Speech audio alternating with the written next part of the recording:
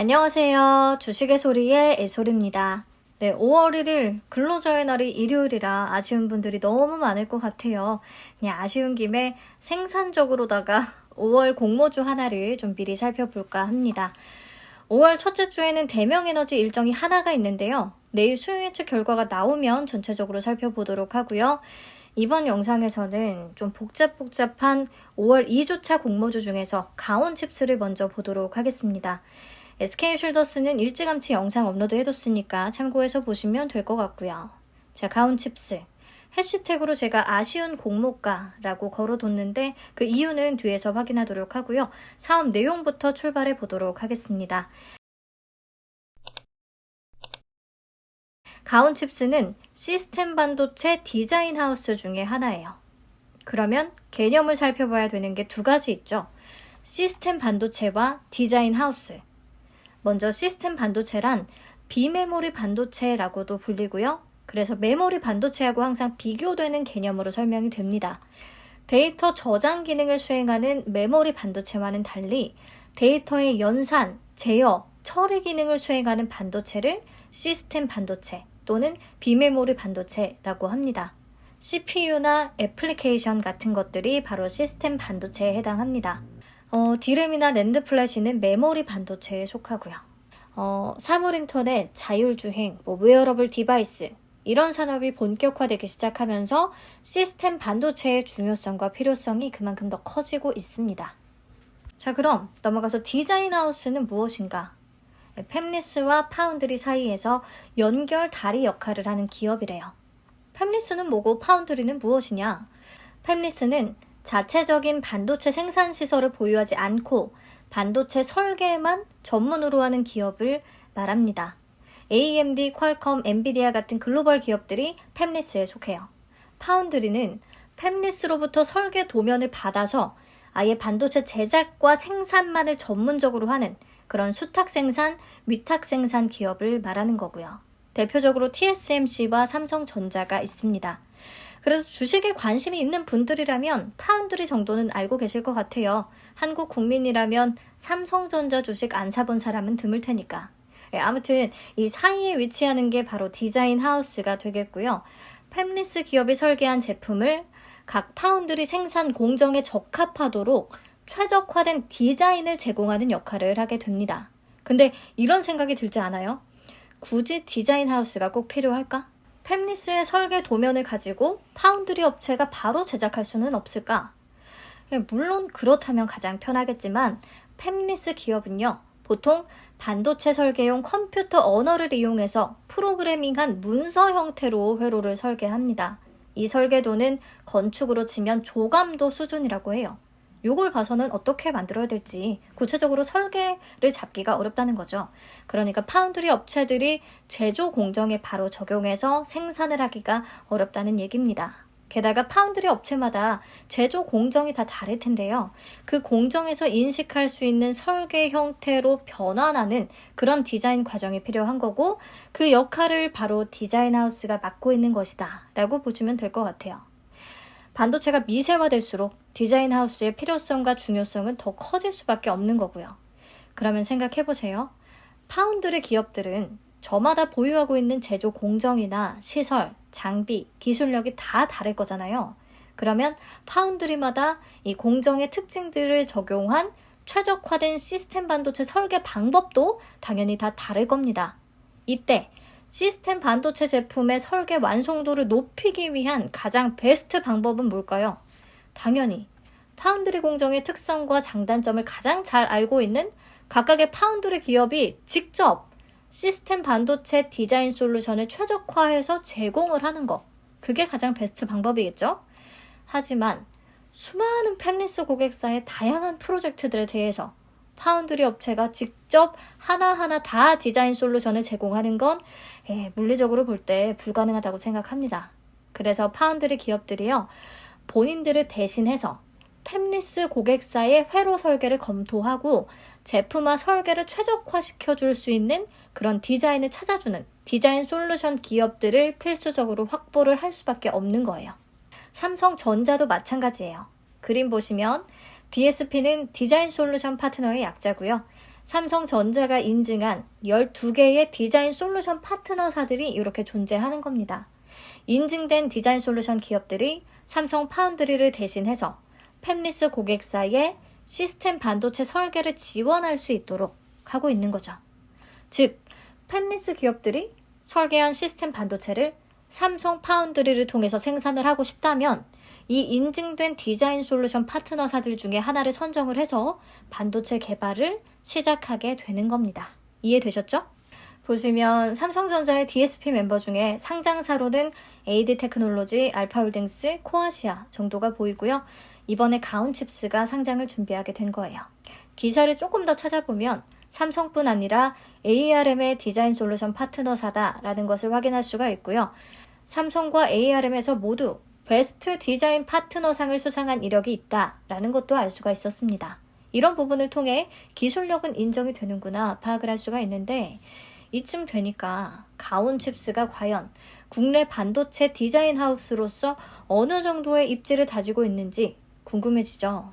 네, 2021년 매출액 기준으로 보시면 가온칩스의 점유율이 5.12%로 5위 정도를 차지하고 있다는 것을 알 수가 있어요.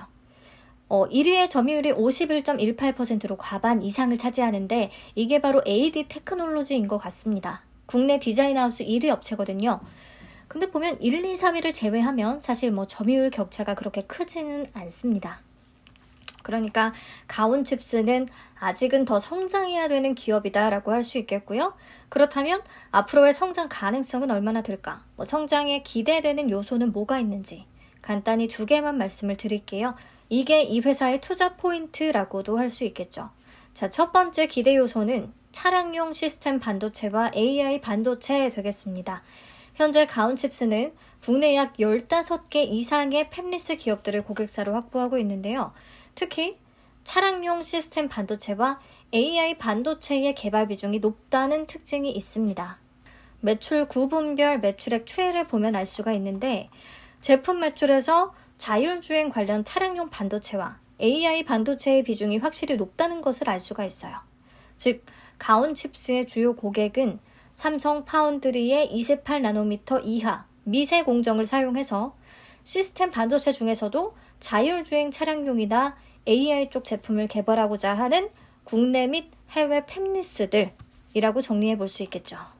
자, 아무튼 차량용 반도체 시장과 AI 반도체 시장은 앞으로 큰 성장이 기대되는 분야이기 때문에 가온칩스의 동반 성장이 가능하지 않을까라는 생각이 듭니다. 자, 그리고 두 번째, 일본 시장 진출입니다. 일본은 자체적으로 최신 미세 공정의 지원이 가능한 파운드리가 없는 상황이에요. 그렇기 때문에 팹리스 기업들이 시스템 반도체를 제품화하기 위해서는요, 대만의 TSMC나 한국의 삼성전자를 찾을 수밖에 없는 그런 상황입니다. 그래서 해외 시장 중에서도 일본을 가장 먼저 공략하겠다는 게 가온칩스의 전략인 거고요. 이번 공모의 목적도 어찌 보면 일본 시장 진출에 있습니다. 삼성전자와 함께 일본 고객들을 대상으로 사업을 확장시키려면 아무래도 기업 정보가 공개된 상장 기업으로 접근하는 게 훨씬 더 유리하기 때문이죠. 보시면 공모 자금 중에 일부도 해외 시장 진출에 사용할 계획입니다.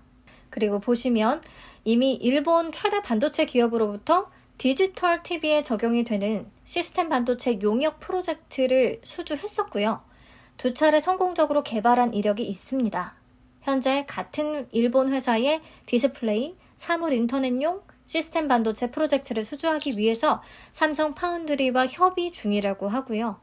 과거에 같은 회사에 대한 성공 이력이 있기 때문에 어느 정도 이 부분에서 기대를 하고 있는 것으로 보입니다. 그래서 개발 일정에 맞춰 올해 하반기까지 일본 법인을 설립할 계획도 하고 있고요.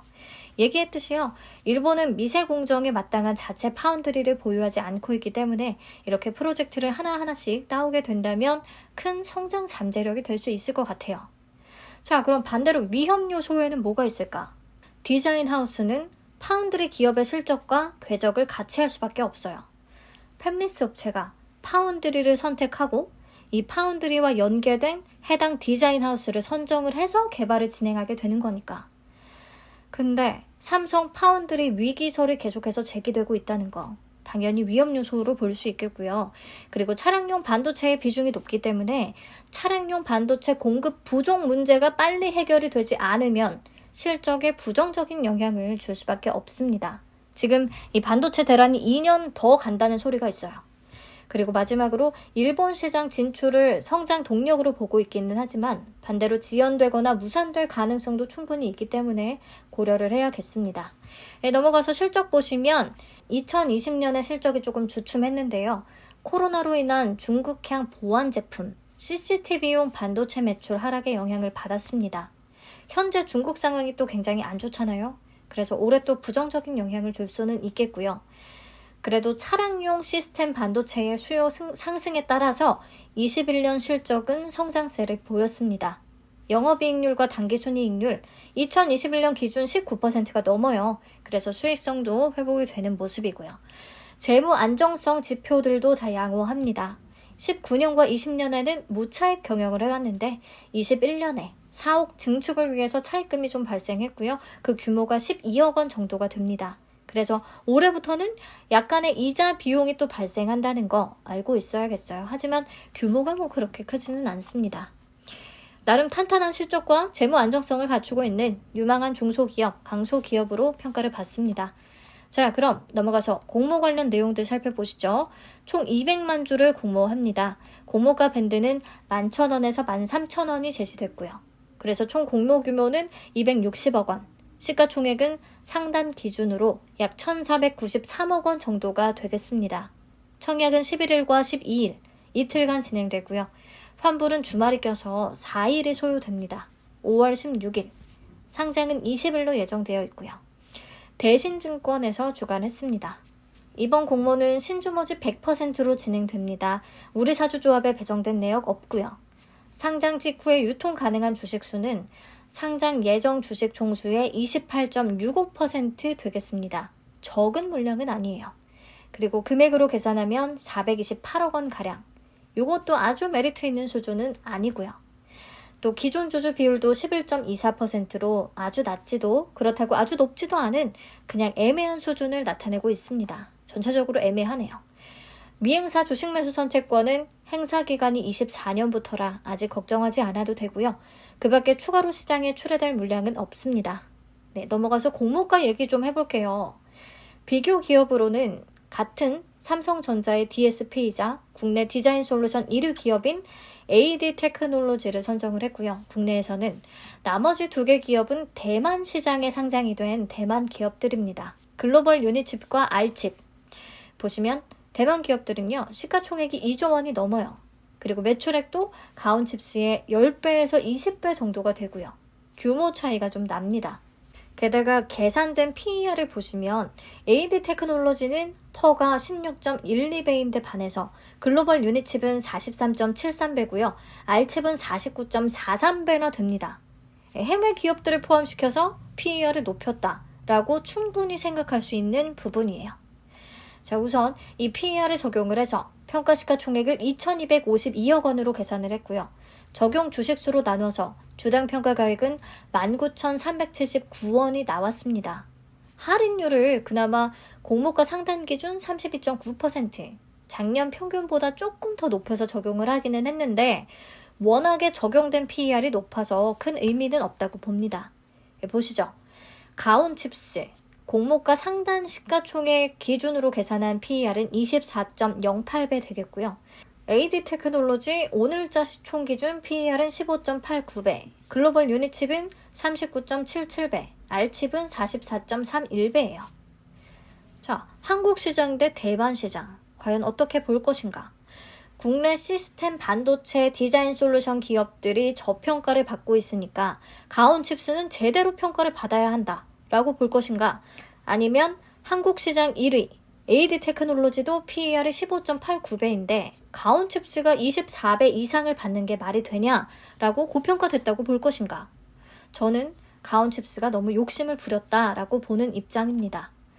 AD 테크놀로지와는 점유율에서도 차이가 매우 크고요. 또 순이익도 AD 테크놀로지가 2배 이상 높은데 상장을 하는 지금 이 시점에서부터 이렇게 높은 펄을 때리는 건 조금 그렇지 않나 싶어요. 그래서 오늘 내용을 총 정리해보자면 가온칩스는 삼성전자와 ARM의 디자인 솔루션 파트너사로 기술력은 인정을 받은 업체이자 자율주행 차량용 반도체와 AI 반도체의 매출 비중이 높아서 성장이 기대된다 라는 부분이 있지만 공모가 고평가라는 게 머릿속에서 떠나지가 않아요. 그리고 유통 물량도 좀 애매한 수준이고요. 게다가 삼성전자의 파운드리 위기설이 계속 제기되고 있는 현 시점에서 약간 욕심낸 공모가로 상장을 하려는 듯 보여서요. 개인적으로 점수를 막 주고 싶은 공모주는 아닙니다. 물론 기관의 평가도 참고해 봐야겠고요. 자, 그럼 배정 물량과 청약 한도 보고 마치도록 하겠습니다. 총 50만 주가 배정됐습니다. 균등 물량은 25만 주 되겠죠. 청약 수수료 2,000원 부과되고요. 계좌는 5월 10일까지 만들어야 청약 참여가 가능합니다. 공모주 미배정 시에도 청약 수수료를 내야 되는지 아직도 묻는 분들이 많으신데요. 한 주도 배정받지 못했다면 수수료 차감되지 않습니다. 청약 한도는 100% 등급 기준 2만 5천 주까지 가능하고요. 증거금으로는 1억 6,250만 원 되겠습니다. 네, 공모가가 과연 어느 수준에서 결정될지 너무 궁금하네요. 수요 예측 결과는 5월 6일에 발표되니까 그때 다시 한번 찾아오도록 하겠습니다. 시청해주셔서 감사합니다. 남은 주말 잘 마무리하시고요. 5월 첫 거래일에 다시 만나요.